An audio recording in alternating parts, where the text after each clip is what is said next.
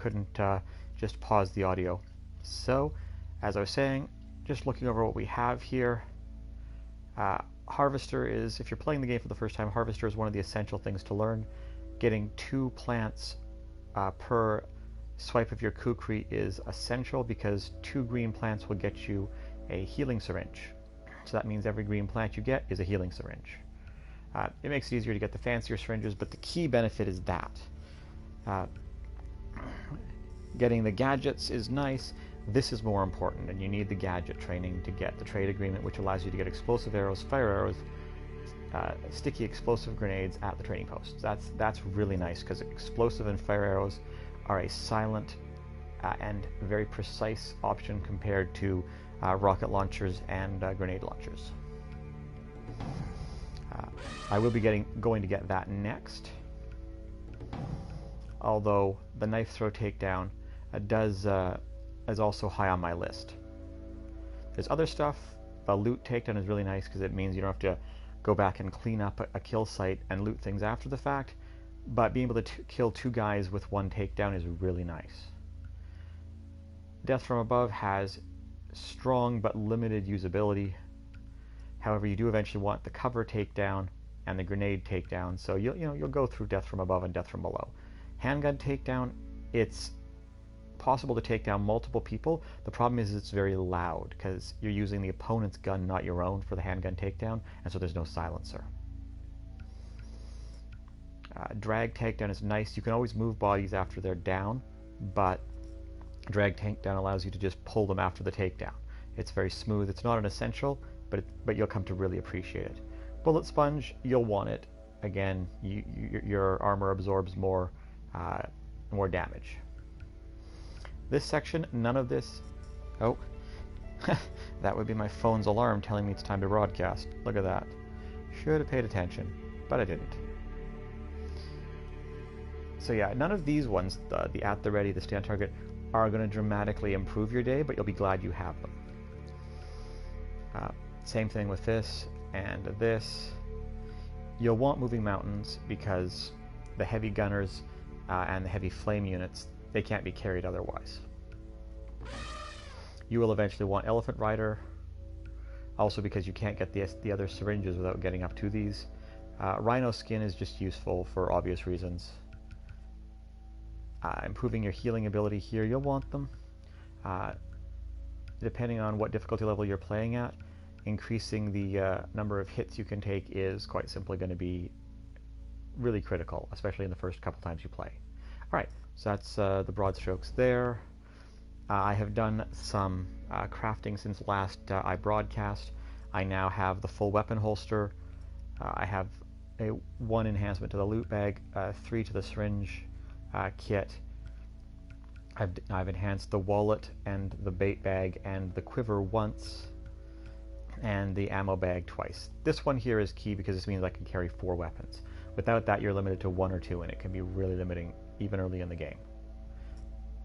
So to give you a sense of that, this is now my weapon circle. We started with only this guy here, the lower slot, right here. Now I have 3 general use slots and 1 sidearm slot. As to the weapons I have available, well, those are limited, but this will do for the moment. So, let's get started. I really need to look up what this symbol is, because it's very distinct, and I'm pretty darn sure that it means something. I'm going to pause for a second and just take a screenshot of it, because it's really interesting to me. So yeah, here we go. It'll be on my Twitter for those of you interested. Here we go. Boom. Alright, and back to the game. Something interesting about the game is the game really... Like a two-headed elephant pulling in opposite directions and going nowhere in the end. Boom. That perfectly frames what I wanted to talk about, which is that the game is very much about being caught between 2 worlds, 2 choices. I'll give you a quick rundown here while we look at the beautiful view, because, oh my goodness, I've played this game many times on PS3, but look at PS4. I'm trying not to curse here, but I just want to, let out a string of oh my effing and all that. It's just amazing. That is gorgeous. So, as I was saying, oh, there's the bell tower that I'm going to be doing. This will be the next mission. But let's start with our main character, AJ Gale, or as he's called in the local pronunciation, Ajay Gale. And that's critical. You'll be able to tell a lot about different characters by whether they call you AJ or Ajay. The difference is substantial. Pretty much everyone on the Golden Path is going to call you Ajay.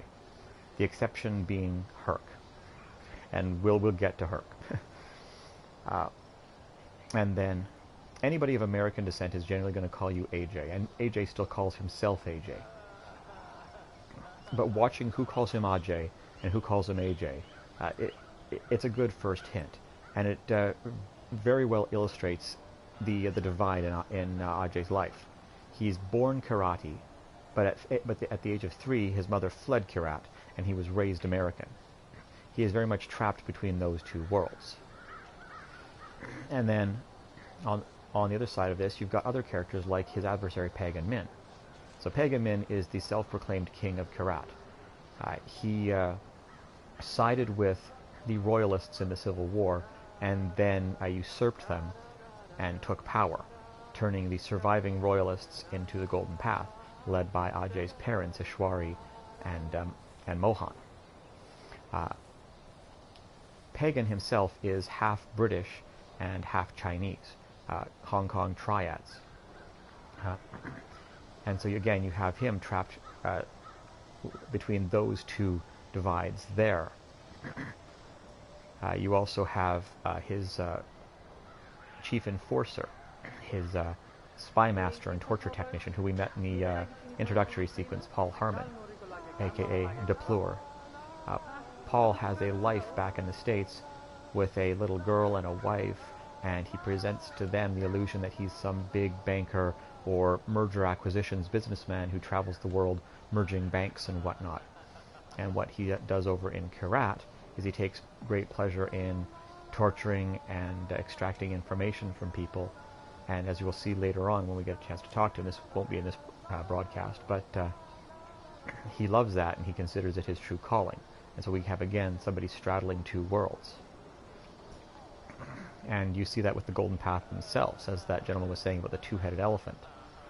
The Golden Path is a split between Sabal and Amita, who are the two of the 3 leaders of the Golden Path after Ishwari, Ajay's mother, left and Mohan died.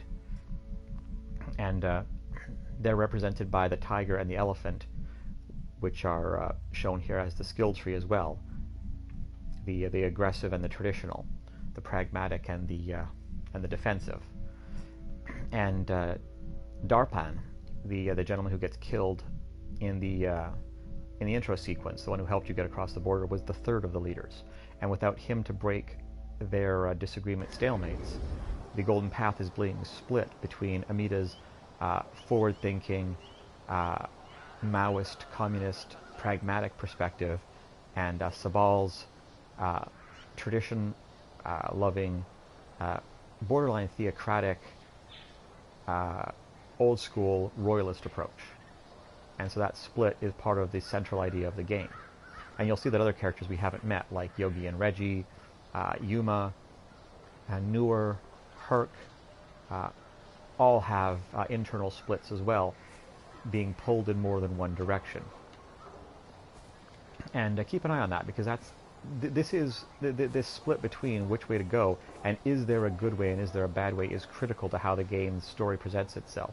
You'll make a lot of choices, and unlike a game like, say, Infamous, where the choices are explicitly framed as hero or villain, this game does not give you that security. You will not know until the very end whether you've made the right decision, and the game won't tell you. You'll have to decide for yourself, is this the right decision? And the answer will probably be not that it's the right decision, but maybe it wasn't the wrong decision, or it was the wrong decision. You'll have to live with the decisions you make.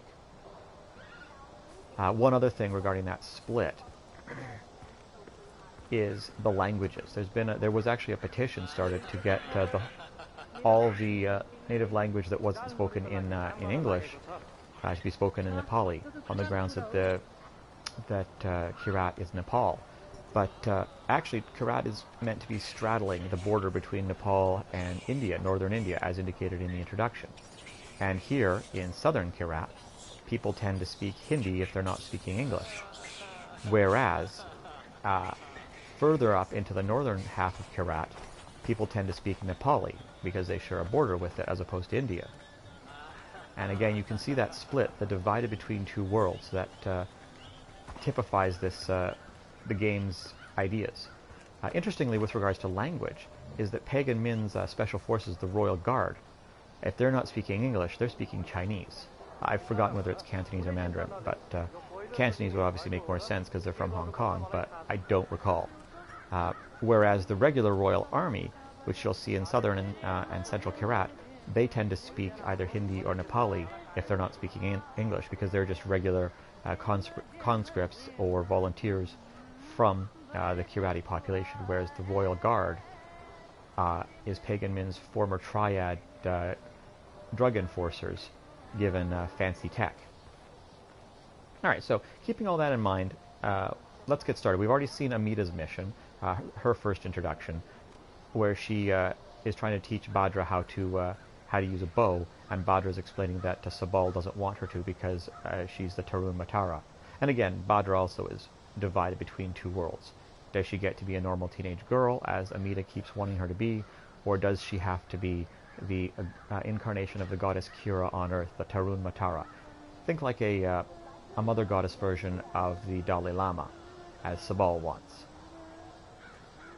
And so Amita sent you on a very pragmatic mission to stop threats to a local farm and collect pelts that can be used pragmatically by the forces. Now we're going to do Sabal's first mission and watch to see again the torn between two worlds, the divide. So let's get started. Fuck! Give him some morphine! And turn off that fucking radio!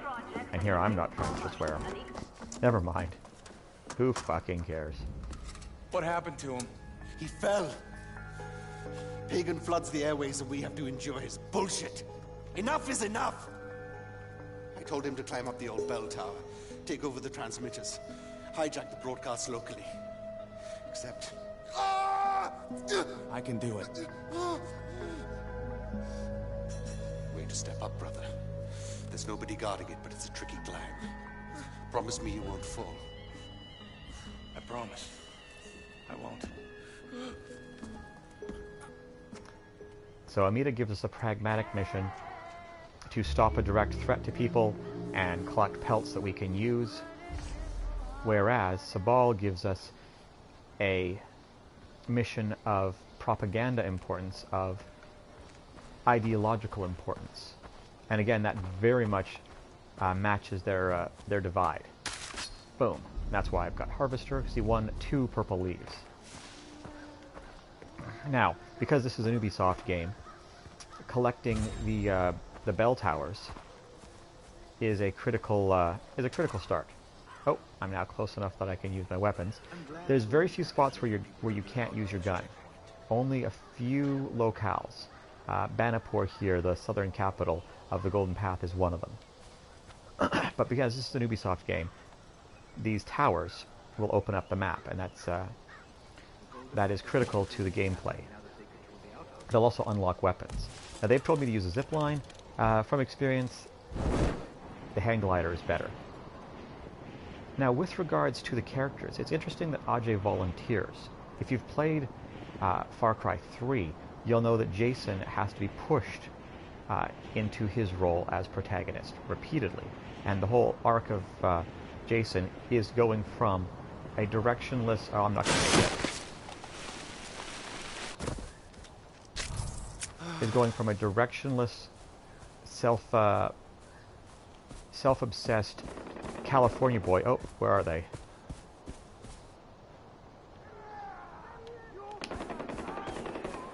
Might be up here. I don't see it on the map. Oh, they're up the hill. I don't think I'm going to make it in time. Well, let's give it a try.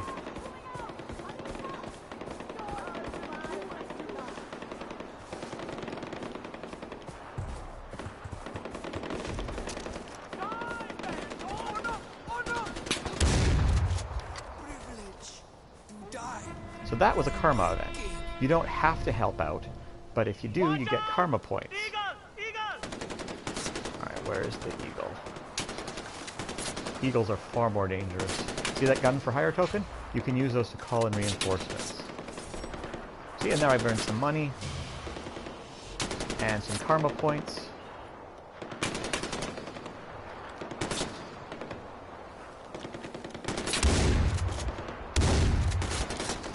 Eagles are probably the hardest thing to get.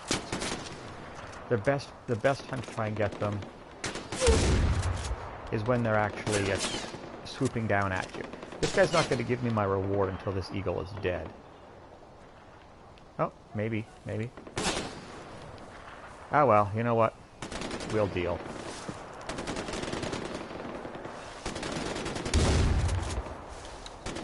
Don't want to use all my ammo on the eagle though. That's just kind of silly.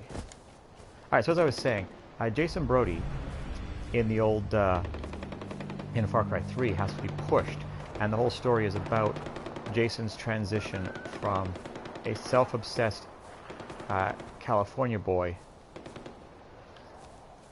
to the archetypal first-person shooter murder hobo sociopath, and then deconstructing whether or not that's actually a good thing or not. So, by contrast, Ajay seems to already have a lot of familiarity with combat by the way he acts, and he's willing to volunteer to help. His mindset is very different, and there is some suggestion in the supplementary material. Oh, okay, this was just for Cax. There is some suggestion in the supplementary material that Ajay was something of a delinquent as a kid. So he's not coming at it from the same angle as the privileged rich kid that Jason Brody was coming from. He's very much more of a street kid, if you will. And I find that interesting because the game's not interested in exploring that deconstructive dichotomy that Far Cry 3 was, which is good because then we'd be treading the same ground all over again. So this is important. Without the grapple, your mobility in Kyrat is very limited. But because Jason is not, he's not a self-guiding character, as opposed to Ajay, who is a lot more just, yeah, let's do that, I can do that. And he's willing to, as he'll put it later, pull the trigger. And it's not explored much, but I do find it interesting. So this was the fall. That's where one person's clearly dead, and we've retrieved the grappling hook. So now we're up, looking towards the bell tower. Now you'll recall that Sabal said that it wasn't guarded, but that's not a Golden Path outfit.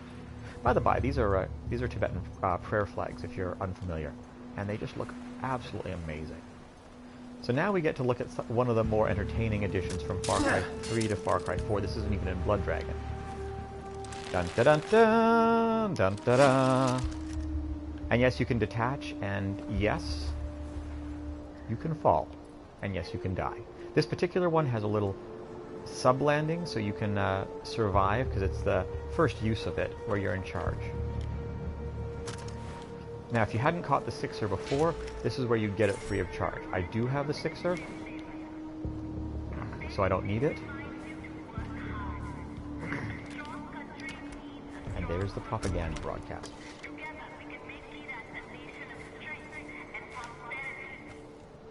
Now, until you free the bell towers in a particular area, that broadcast is what you will hear in every vehicle you're driving until such time as it's gone.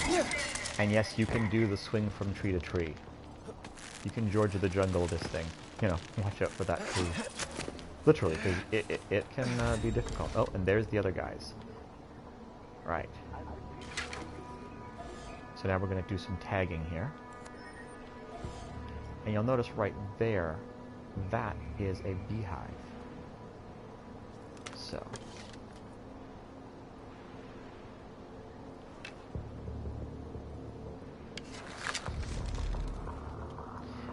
Watch the we have... Also, you'll notice there's a propaganda poster there. We'll deal with that in a second. I love the propaganda posters. The Tibetan bees are murderous. We're not going up there until they dissipate, because they will absolutely kill Ajay. They are deadly. There's the other guy. Boom. The bow is nice because it's very deadly. It's a little bit trickier to aim, but especially the recurve bow, it's just brutally deadly. Ah yes, may pagan's light shine upon you all. The propaganda broadcasts are so ridiculously cliched in their approach. It's very clearly intended to be a parody of propaganda. I don't know if I showed this before, but since we're doing this here, even if you don't have the drag takedown, you can move bodies, which is great if you need to hide things, because seeing a body will put guards on alert. And propaganda posters, no golden path. They're so bright and cheery. Pagan Min, our savior. Boom. Gets you some experience and some bits and pieces. Now, I think there's still one guy in here.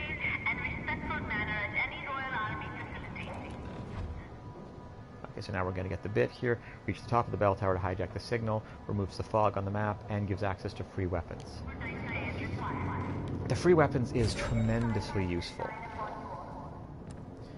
Ah yes, there's now a signature weapon available. I think you get that just from reaching the first bell tower. It's not clear. Now the bell towers will vary in construction, but obviously as you get further along, they will get harder to climb.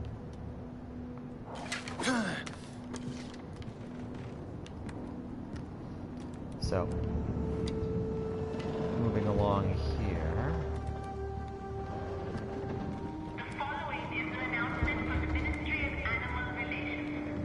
Animal relations. Gosh, I just want to stop and stare at this footage.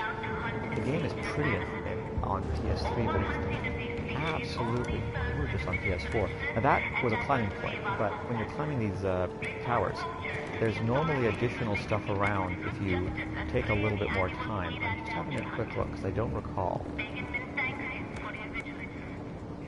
And that's a zip line.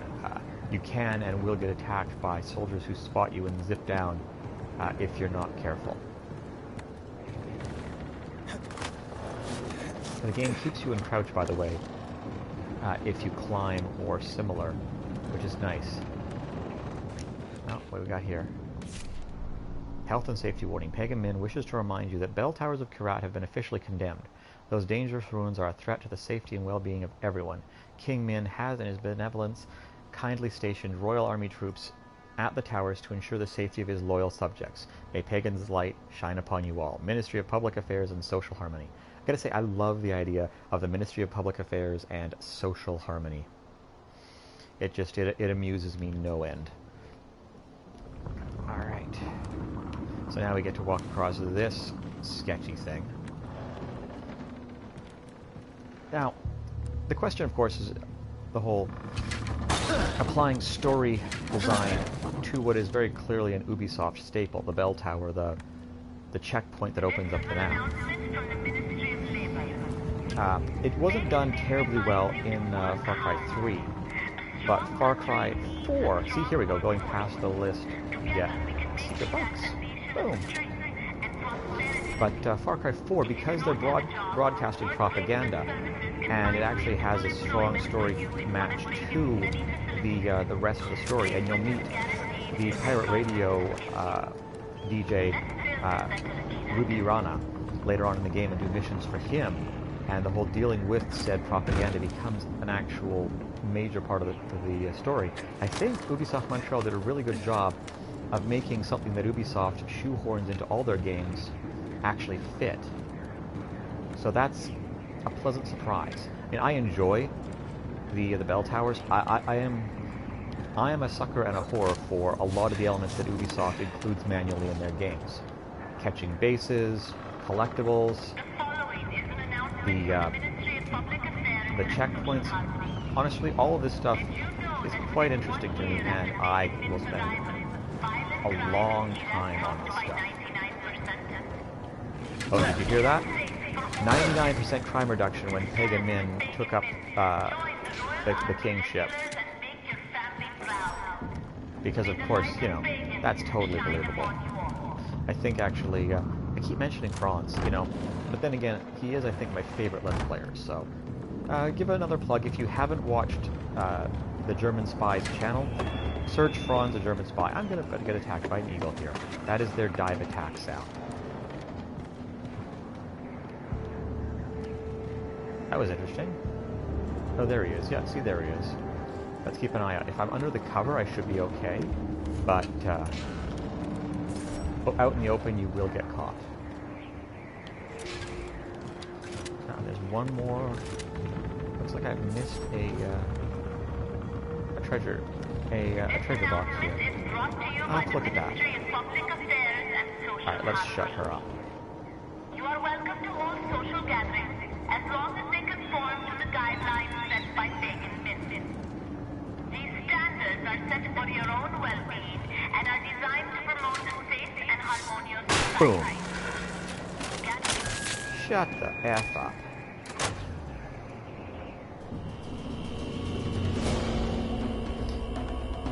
And now we get a flyby of the various locations.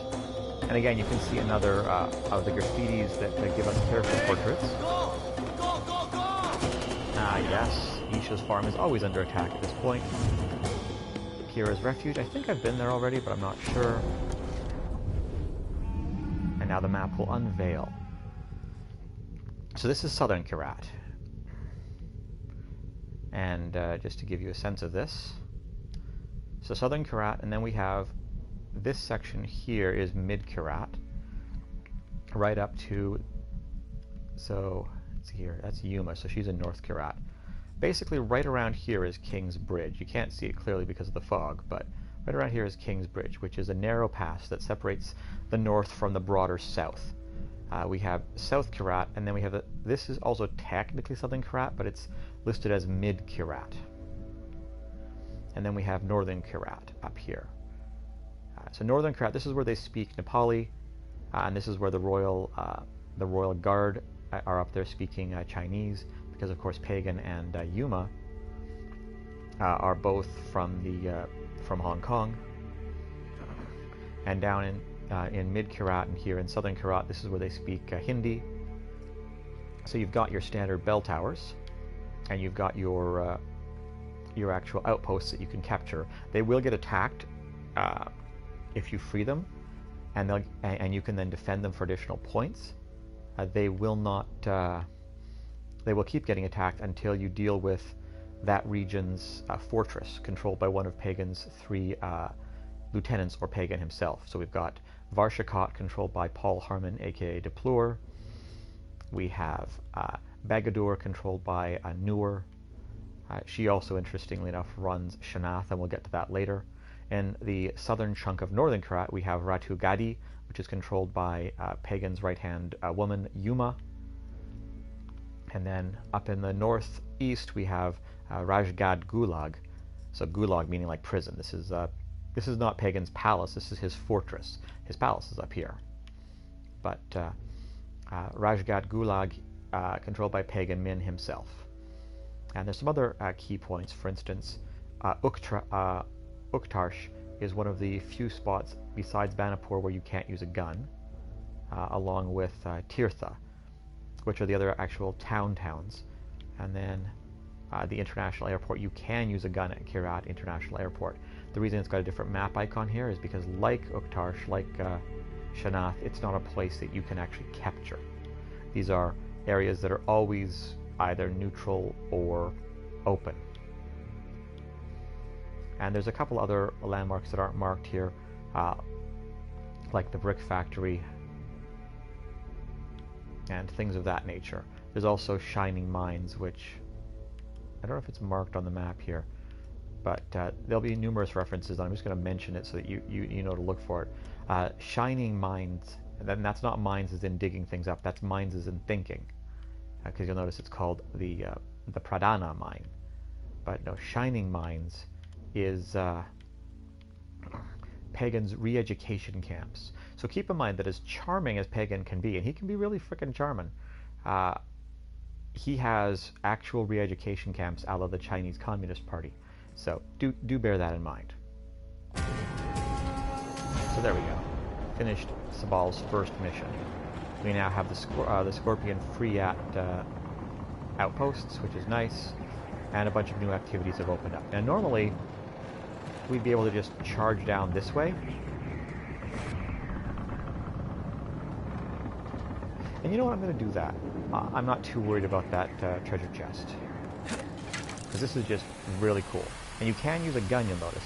In Far Cry 3, this was actually a skill you had to learn, but you get it automatically in Far Cry 4. Archie, it's Sabal. Good work on the tower, brother. We're broadcasting on its frequency and bringing the truth to the people.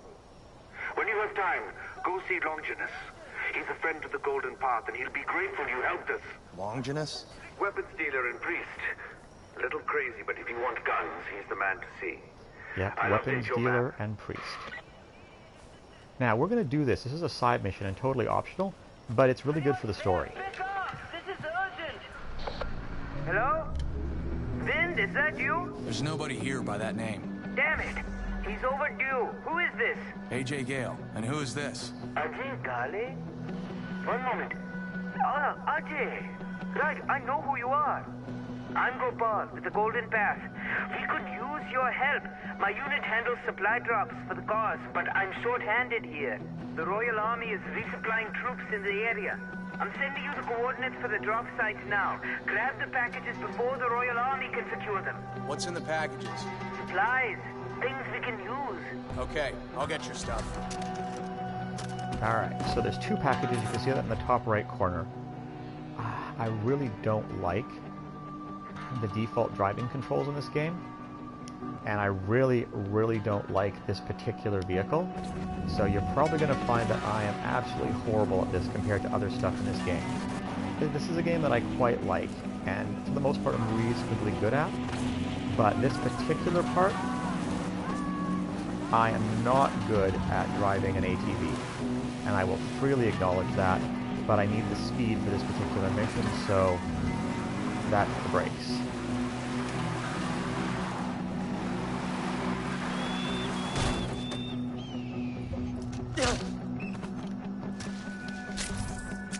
Case in point, I just tipped the thing climbing up a hill. Gotta love it. Okay, you hear that beeping?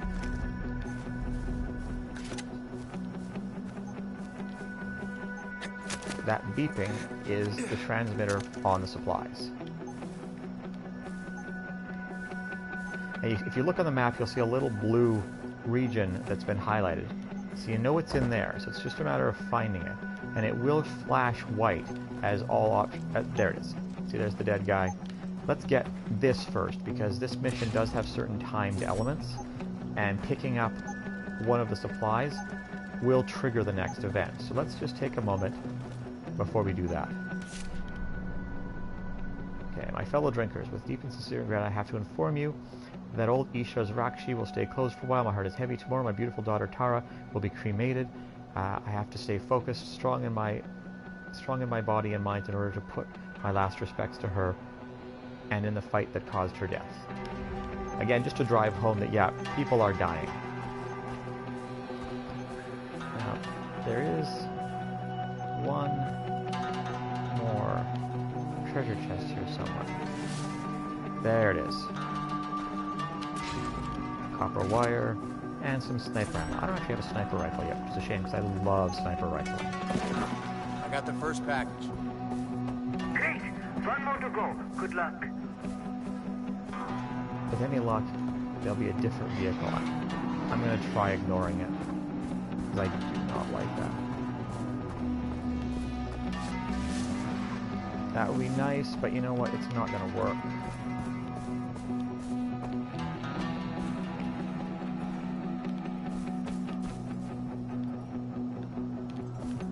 What am I looking at here? I see a vehicle. Oh, I'm looking down at where I was. Well, that totally failed. Alright, well, we may be watching me fail this mission because I may not have a vehicle because that one tipped over and I don't like those things. But hey, we'll find out, right? Huh, I know this area. This area will come up shortly. I'll have time to come back to these things later. I have a sneaking suspicion, though, that because Far Cry 4 is structured well so that you're rarely without what you need, I am expecting there to be another vehicle.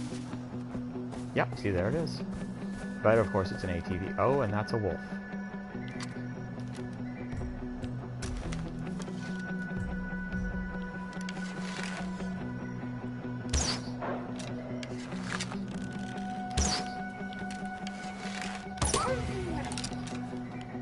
Not my best shooting.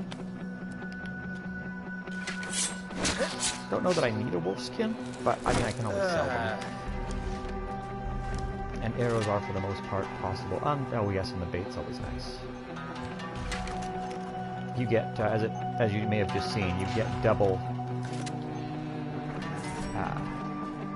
You get double skins if you take them down. Oh, no, let's get propaganda with the bow and arrow, or you also get double skins if you take them down with your kukri.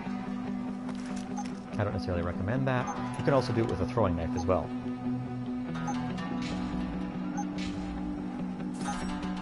Alright, now the timer starts. That's fantastic. Please hurry and deliver them to this location. It's only like Thank you. 100 meters or so. That's not bad. We just need to not kill ourselves in the process. Watch out! Evil! Evil! The ridiculous amount of air that these things get. Alright, 37 meters, that's totally doable. Yeah, no problem. So here we go. Traditional sort of safe house built into the mountain with a little slot. I'm here with your supplies. Thank you, Ajay. I'll make sure these get in the right hands. Just leave them at the door. I can't come in? We're preparing a top secret operation in here. Sorry, orders are orders. I can't let anyone inside. Now, if that conversation sounded just a little weird to you, that's intentional. Every time we meet with Gopal, he's going to say things that are just a little bit off. And I'm not going to tell you what that means or why, but it's something I want you to pay attention to story-wise. Because Gopal, like most of the people here... Whoa, crap. Just epitomizes that trapped between two worlds. And I'm not going to tell you what that means. You'll have to just watch the playthrough. So this is a dhole. This is a... these are wild dogs from the Tibetan highlands. And they are the stray feral dogs of Far Cry 4 compared to Far Cry 3. And like the wild dogs in Far Cry 3, they are a pain.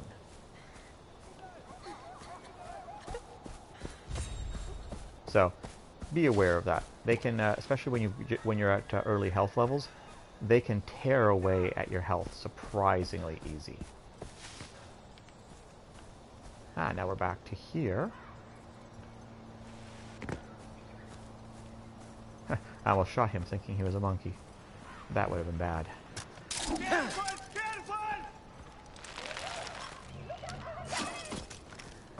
And you can hear this stuff, and because of the geography of Kyrat, it's frequent that you can hear people being attacked and have pretty much no way of getting to them.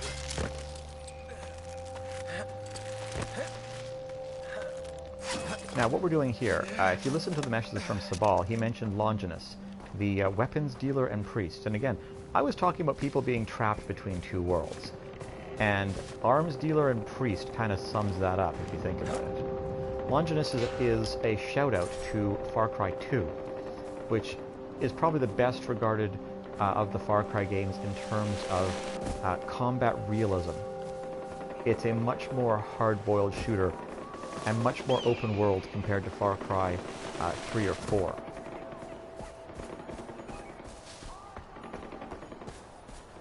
Where is that fight going on. Right. Oh, there we go, there we go.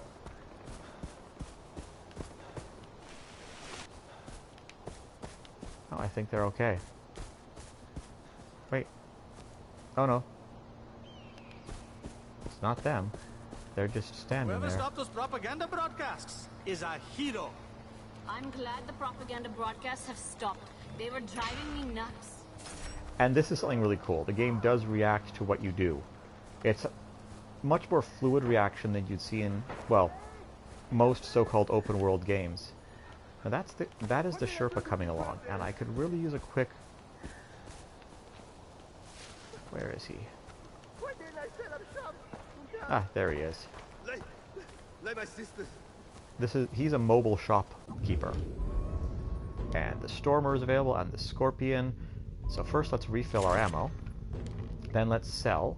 So we have a singing bowl, wedding photos, dole skins, lapel pin, safety harness. The term safety is used loosely here. The frayed straps and rusted buckles, this might fall apart any time. Copper, another bag child piece.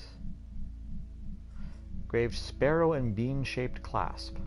Inspired by an old karate folktale. Interesting. Wonder what that folktale is. Condoms. Yes. Smuggled into Newer's brothels by the Golden Path and given to the karate army by the prostitutes. Kind of ironic, isn't it? When you're bleeding heavily, reach for one of these tourniquets or a maxi pad. Can opener. Let's see. Honey badger leaf. Yeah, that's about it. Okay. So, you'll notice quickly that a square is quick sell anything that you don't need. Boom. So that's really nice. You'll notice that my skins are still here, but if I've used all the, if I've crafted everything I need from that type of skin, it will auto-sell as well. Alright, so we have 4 syringes. Because of how easy they are to get, I rarely buy them. Alright. I'm going to leave that for the moment, just because you'll see. Okay, I want to keep my my shotgun because I like shotguns. Do I have enough to buy the Stormer? I do.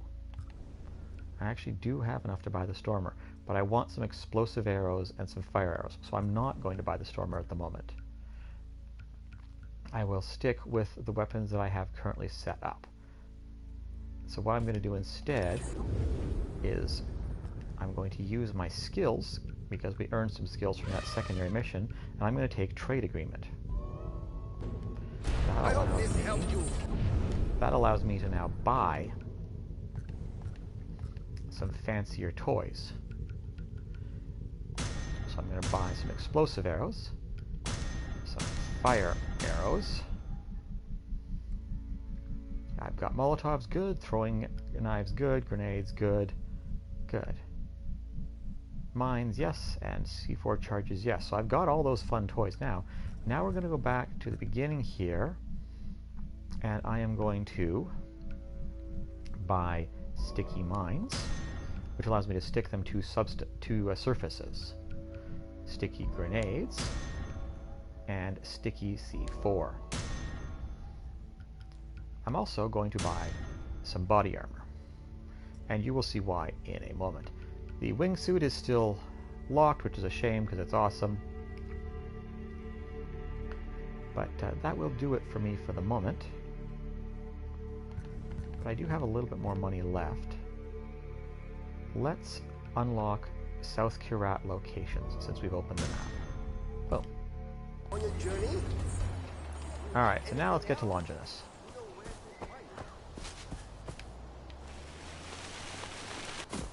We are now properly equipped.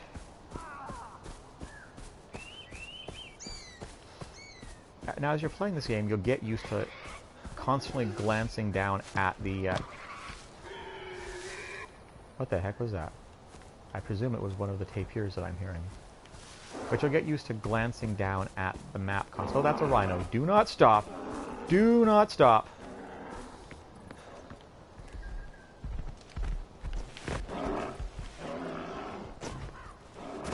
Yeah, the rhino will easily kill you. Yeah, you do not want to tangle with the rhino without suitable preparation. You will need a few rhino skins in order to craft certain things. but you'll want to prep those very carefully. In general, I like to set rhinos on fire and then just let them burn themselves out while I'm in a place like the top of a roof or a boat that they can't reach.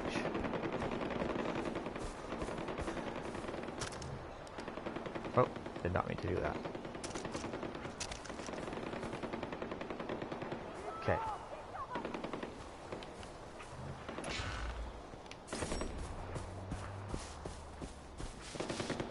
Now that is a rifle range. Oh. Why are they? Oh, they're shooting at an eagle.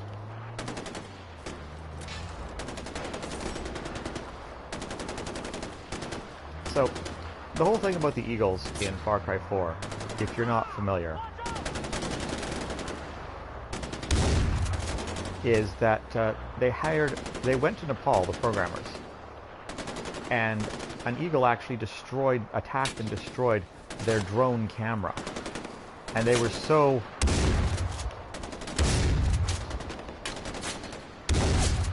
impressed by it that they said that has to go into the game. And hence, eagles. The bane of Far Cry 4 players. Eagles and honey badgers are tremendously frustrating. Honey badgers can take an ungodly amount of damage. And yes, they play the honey badger don't give a fuck meme to the hilt. But honey badgers can take an ungodly amount of damage. But they're also very small. If you played GoldenEye back on the N64 and had to ban people playing as Oddjob because of how short he was and how hard it was to target him, you know what I'm talking about. Or Soul Calibur when Yoda was a playable character. My dearest daughter. Ah, Tara. We just saw Isha's note about Tara. So now we see the other side. This is Isha writing to him. I just wanted to write to you before you left on your first duty in Kalana Bazaar outpost. I am so proud of you, your mother is as well, deep down, and past the fear, but I want you to know that your purpose in life is not to fulfill ours. I'm distilling a new batch of Roxy, that's essentially Nepali Tibetan moonshine. For this occasion, I'm calling it Proud Father. Let your Golden Path comrades know that old Isha will be sending more than enough their way very soon. So that was Bilani Bazaar. So now we have a map. So, Kirti Way Station. There is an outpost right along here. I'm betting that's the one. It'll show up in a moment story-wise, but it's not currently available for action. So it's, as you can see, it's not currently here. But let's keep an eye. I'm betting this outpost right here with the propaganda posters. I'm betting this is Bilani outpost. So keep that in mind. We may get to that outpost today, and you can have a look. For the moment, let's meet Longinus, and you can see what I mean about trapped between two worlds. Welcome. I am Longinus. And you? I'm just going to let him talk. You are AJ. This is just great. Welcome to my church. Away from church. That sells guns? Of course. Well, the meek shall inherit the earth, my friend. All they need are some good guns. Revelation 5:5. It is the most Longinus is aggressively disdainful of proper gun safety. He will pass the barrel of a gun across everyone he talks to. To open the book and loose the 7 seals thereof. Also, notice the head wound It is our Savior above his right eye. Returned to us as a lion, a warrior. So, I started thinking to myself, when the Son of God is reborn, what gun would he use? When Christ returns to break the 7 seals and bring about the rapture, he returns as a lion, yes? A lion needs teeth. What gun would Jesus choose? The reference to a lion makes sense. 3247? But there are no empty words for you, but your very life. Or maybe Revelations 19:11. The discretion of a man deferreth his anger. I don't know what you're talking about. A soldier knows. A soldier always knows. For we have seen the rapture and survived it. You need guns to do righteous work, AJ. For every gun is a Bible. For every bullet, a sermon. And for every radio tower that you free from pagans' lies, I will give you something. A reward. It is the will of God. Notice he does call him AJ. This is for the first one. Vanderport is under attack! We need fighters here Sabal, now! what's happening? We're under attack! Stay away! Shit. See, you're a symbol to Sabal, son of the founders. All the world So stay away, he says. proclaim the gospel to the whole of creation! Now you have a time limit here, and as much as I hate ATVs, that's what they've given us. So Longinus, despite his taken name, Longinus, yeah, see, I suck with these things. It's just so freaking bad. Longinus is actually African descent. He's from the unnamed African nation that shows up in Far Cry 2. I wish you could remember what it was like back then, Audrey. Your mother and I, with you on her hip, oh, those were the days. She was never happier than she was back then, and I should say the same for myself. We had such plans, not just for our little family, but for Kirat. It wasn't always like this. I long for those days, but then it's too late. I tried, I really, really did, but this place is ruinous. Try not to let them drag you down, Audrey. Ishwari didn't send you back here for that. Interesting note, Pagan will only yell at you once or twice. He almost never raises his voice to Ajay. So, something interesting to keep in mind. Now, there are a lot of fights going on right now, and if you stop for them, you can get distracted. 5 minutes is more than enough time. 5 minutes, I'm on auto drive right now, for those of you wondering. But 5 minutes is more than enough time for you to reach the top. However, it's not enough if you stop and fight, and you can get easily distracted. Now the game will waypoint you, which is nice, but see, notice the yellow? So now we enter the new mission. I'm here, Sabal. How can I help? Damn it! Keep your head down and save whoever you can. I'm not far. I'll be there soon with help. Now there's a lot of enemies here. And you do need to be ready for that.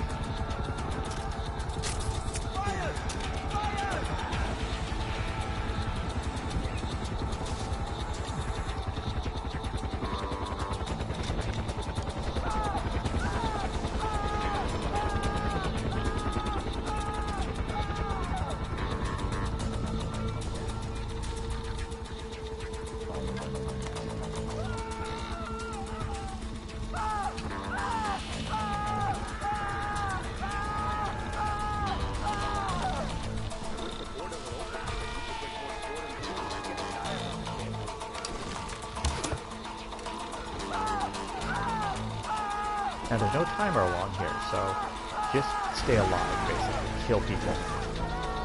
And if you can do so from cover, all the better.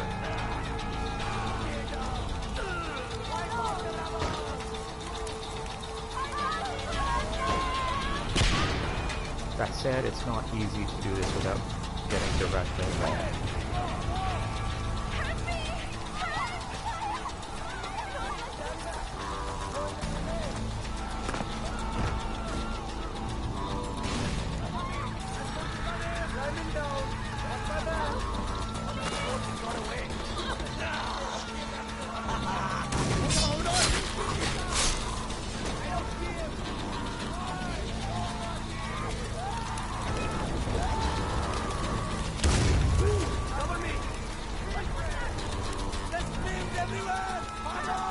Everything is burning! Run!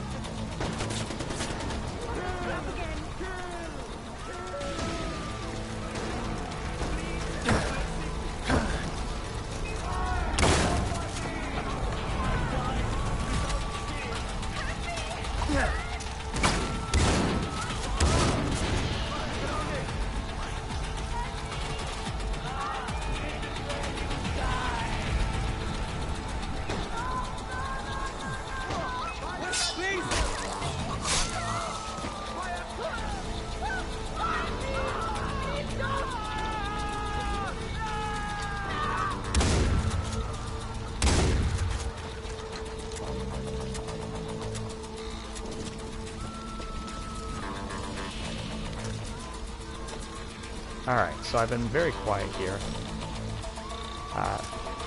But that's because this is kind of your first real test of combat. You don't have great gear. And there are a lot of enemies. And there's a lot of civilians running around. Which makes it more complicated.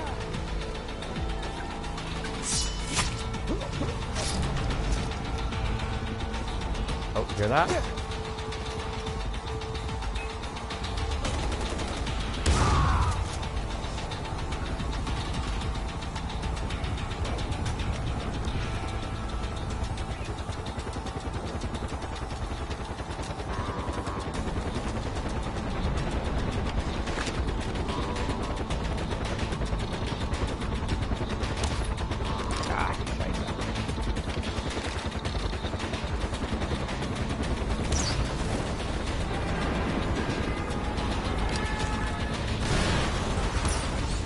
This is why I wanted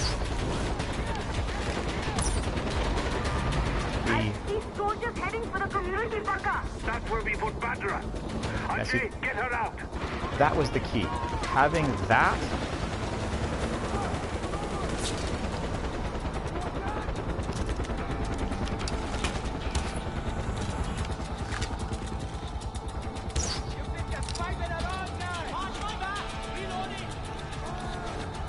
I think I got him there.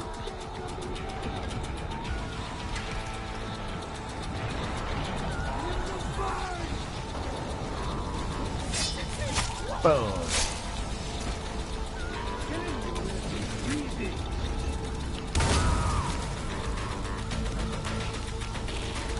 Oh, I'm out of ammo. Alright, so this is the building. You can see it to your right, marked on with the circle, and you've got to enter from the back. Badra, where are you? Down at the bottom. And you can get trouble from smoke inhalation here. But we've initiated the cutscene.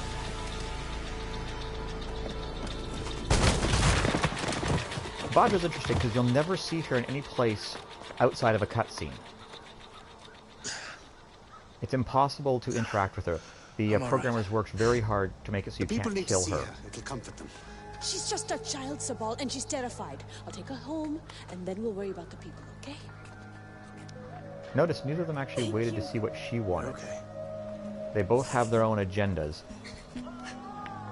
And it did not matter. For rescuing Ajay. We hit Paul's house, he slaughters a village. This isn't on Ajay, it's on me. We can't worry about that now. They took the outpost, and they have hostages. Fine. The outpost first. Without it, we're cut off from the others. Alright, so I think I'm going to call it here as soon as this piece ties up. And we'll do the next two missions immediately following this.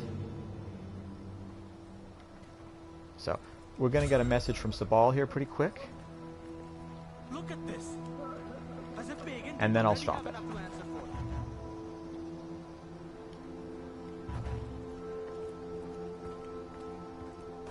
The Golden Path needs to kill Pagan. Brother, we need to talk. Here we go. What is it? I'm needed in Banapur, and Amita is focused on the outpost. So it's up to you to help with the hostages. I know it's a lot to ask, but they must be rescued before we take back the outpost. But Amita said... The outpost is important, but our top priority should be the lives of those hostages. The people of Kyrat depend on the Golden Path for protection. We cannot let them down. Rescue the hostages, brother. And so here we see again that split. Amita is trying to prioritize retaking the strategic outpost, and Sabal is trying to prioritize protecting the people. You'll notice now that the fight's over, I can once again no longer access my guns. That's to be expected.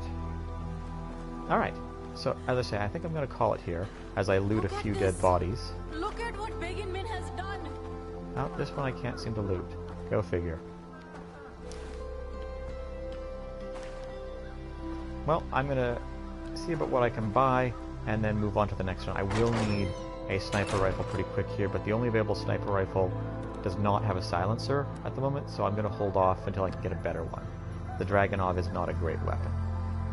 So, just recapping here briefly, mostly what we talked about was how virtually all the characters either straddle some split torn between two worlds or are part of some dichotomy. So Sabal and Amida forming between themselves a balance between two alternate ideas, or Pagan Min and Ajay both straddling two worlds themselves. And yeah, I just want to basically recommend, as you watch this with me, just keep an eye out for that, because the programmers, the story designers, put a lot of work into this. And it's really worth looking at, because it's really cool when you get into it. So, this was Myths to Live By. I was Professor Harbinger. I guess I still am. And we will talk to you guys later. Signing off.